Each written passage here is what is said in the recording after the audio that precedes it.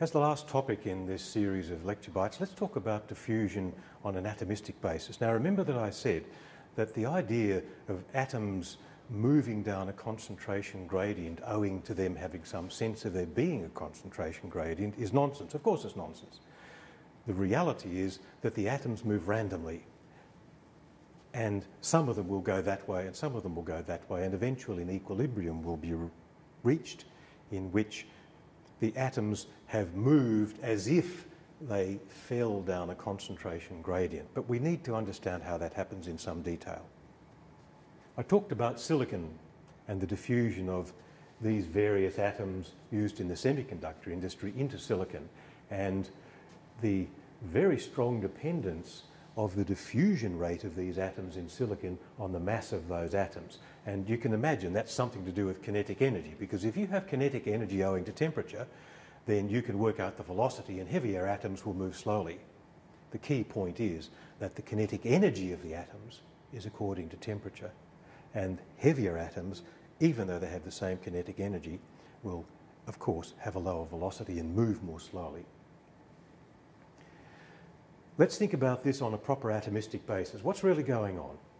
What's really going on is, of course, that the atoms in a solid are regularly arrayed in space, and those positions correspond to energy minima. They're the lowest energy configuration of that solid, otherwise the atoms would be somewhere else. So in order for diffusion to occur, we have to have atoms hopping between energy minima in the solid. And of course, there have to be places for the atoms to go.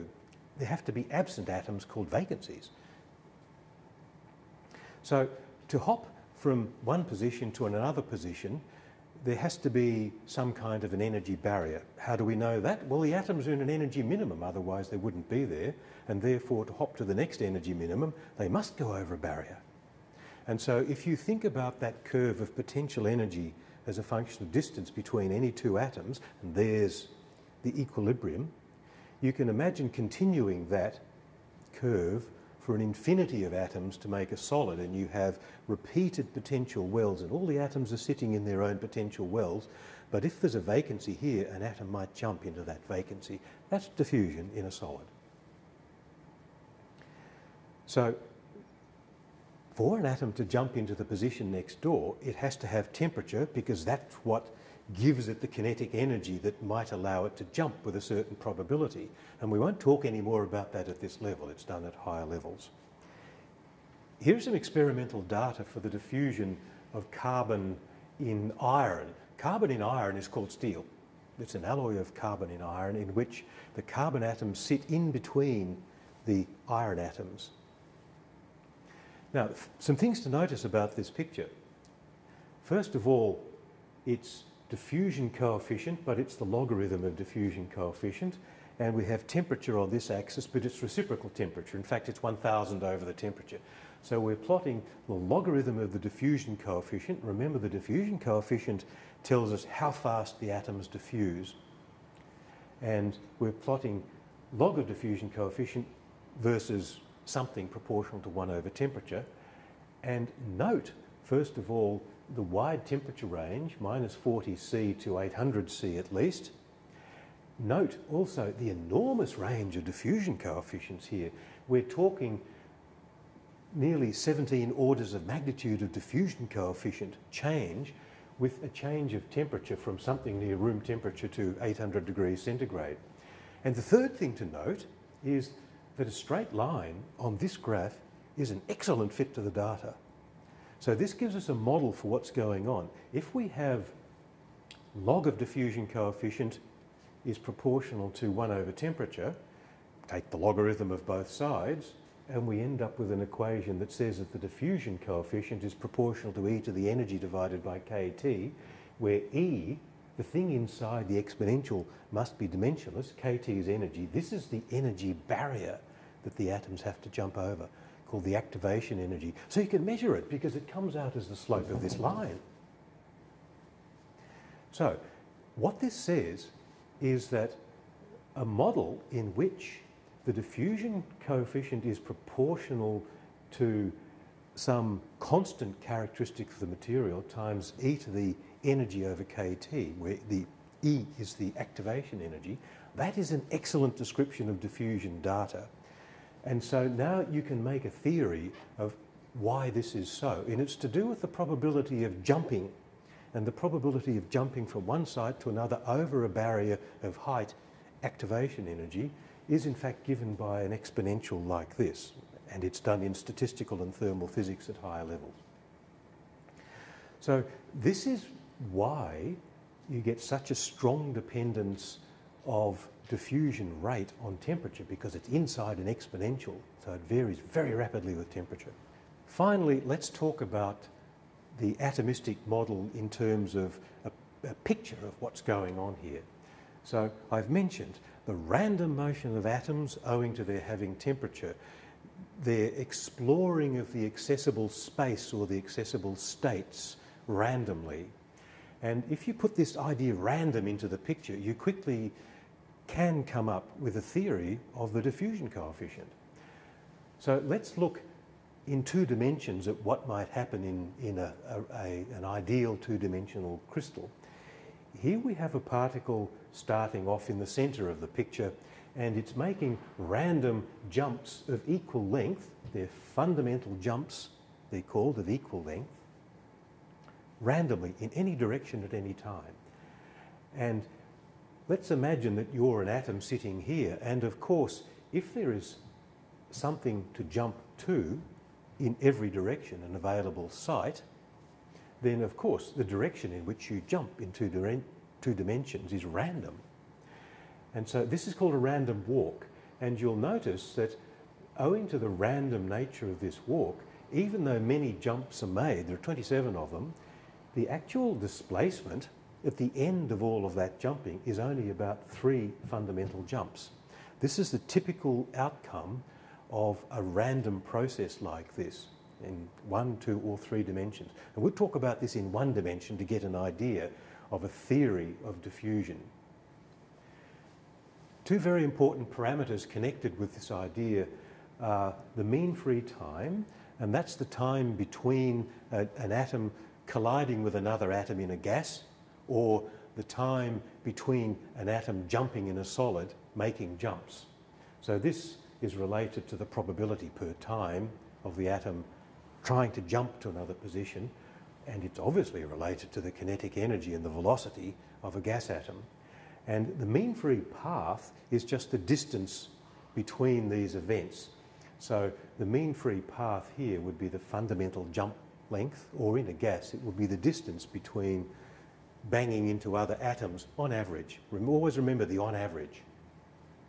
To keep this simple, let's do it in 1 dimension. So we imagine a 1-dimensional axis, and we have jumps along the axis randomly in either direction.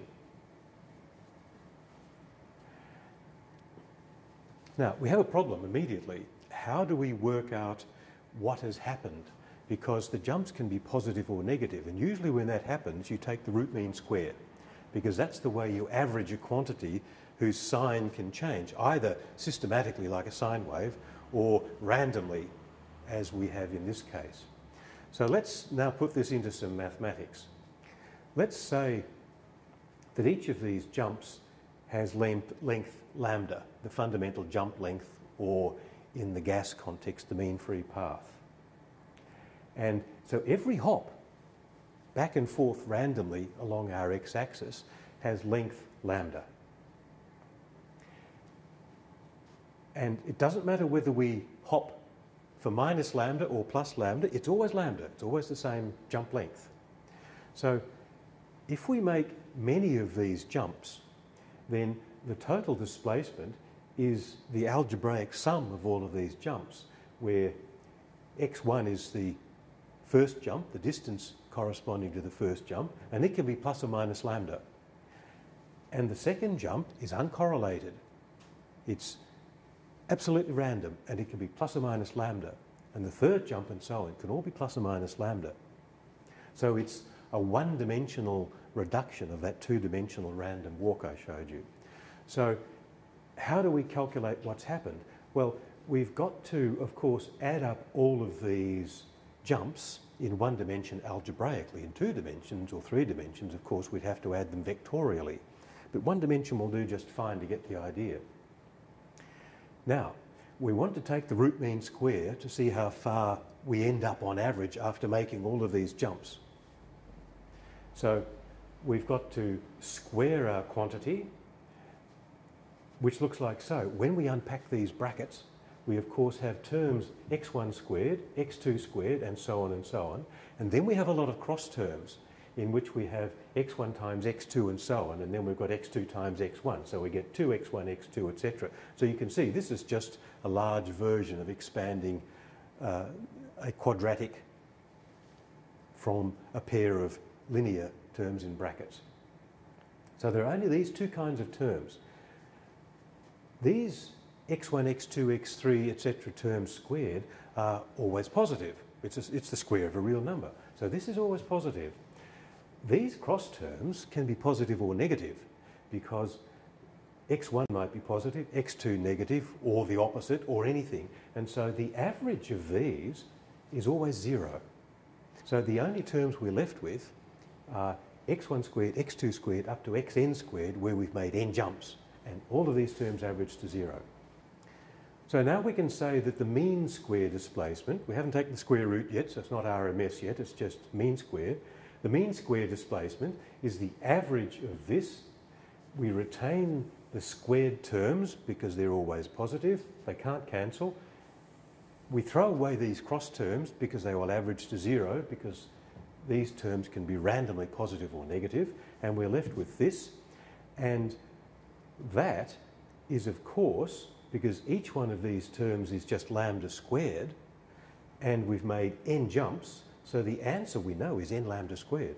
And therefore, when we take the square root of that, we get the root mean square displacement, the resultant displacement.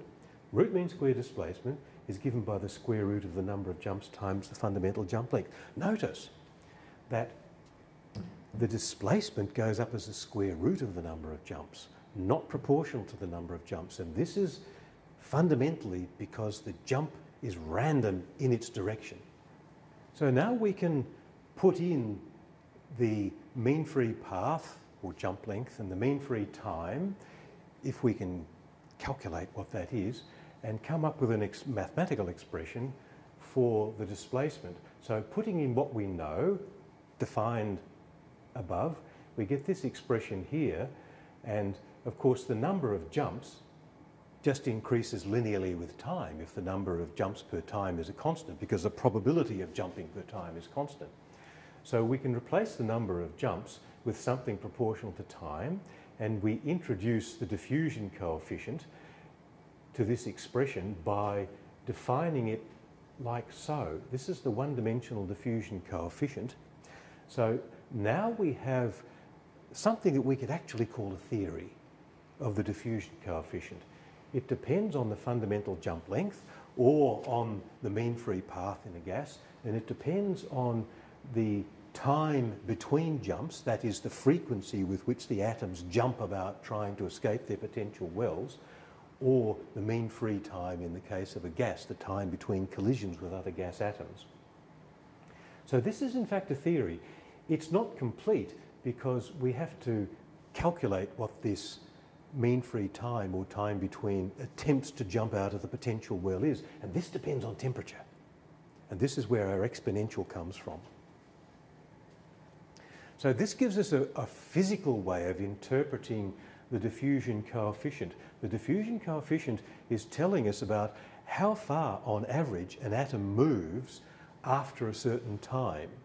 And again, notice the square root. It does not depend linearly on time. It depends on the square root of time.